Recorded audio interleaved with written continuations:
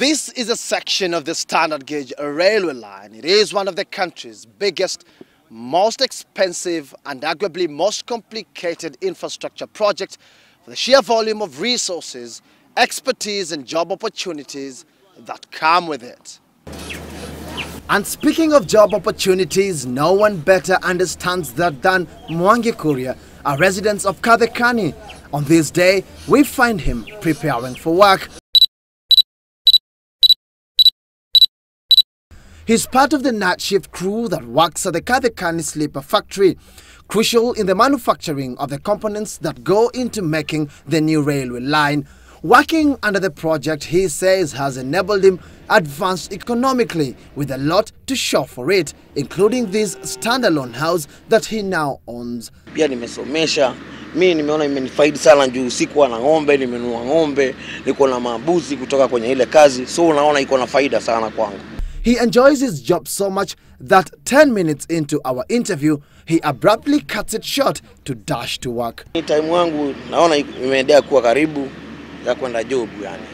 Kuria is one amongst the tens of thousands of local workers that are building the multi-billion shillings railway track. Even before construction began, the contractor, China Road and Bridge Corporation, stated that at its peak, 30,000 jobs will be generated during the project's first phase between Mombasa and Nairobi. According to the government, that target is almost being met. We have offered 25,000. So far 25,000. So we say 90% target has been met. The sheer scale of the project and the technology being applied calls for an array of skills and expertise. The jobs that have been offered so far range from masonry to carpentry works, electrical to civil engineering.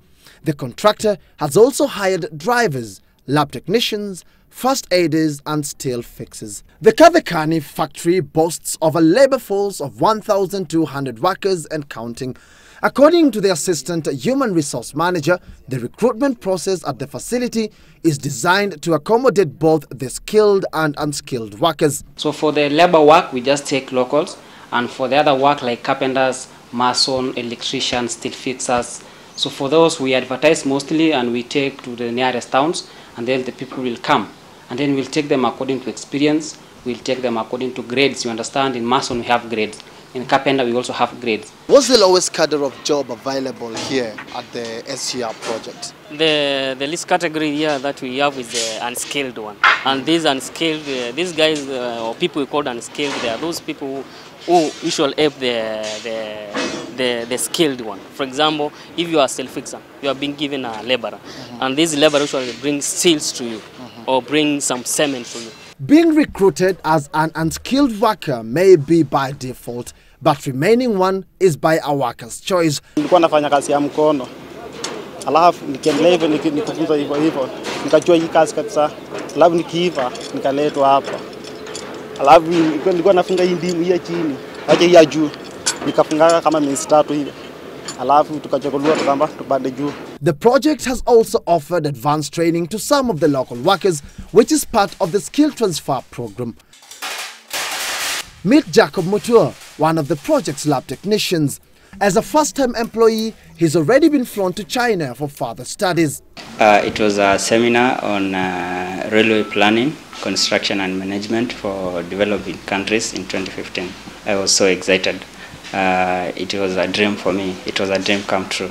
But even as those workers continue to gain experience and sharpen their skills, many are concerned about the future. Will their hard-earned expertise be meaningful once the project is over? You see, we can do the railway. You start operating the SGR as a commercial operation. You require engineers to run with and that will be forever, because it's, you know, upon completion, this railway will be there for another 100 years plus. So it will be jobs into the future, which will be guaranteed. This is in addition to the skills that will be exported regionally once the infrastructure is extended to the neighboring nations of Uganda, Rwanda, South Sudan and the expansive Democratic Republic of Congo. The government sees the construction of a modern railway line as an opportunity to boost skills and expertise that could be transferred and build local industries. The project is so far 70% complete in terms of civil works. The target is to make it operational by mid-next year. Once completed, close to 50,000 Kenyans will have their names cast on the project, which is set to become the region's gold standard on matters railway transport. Patrick Igunza, Citizen Weekend.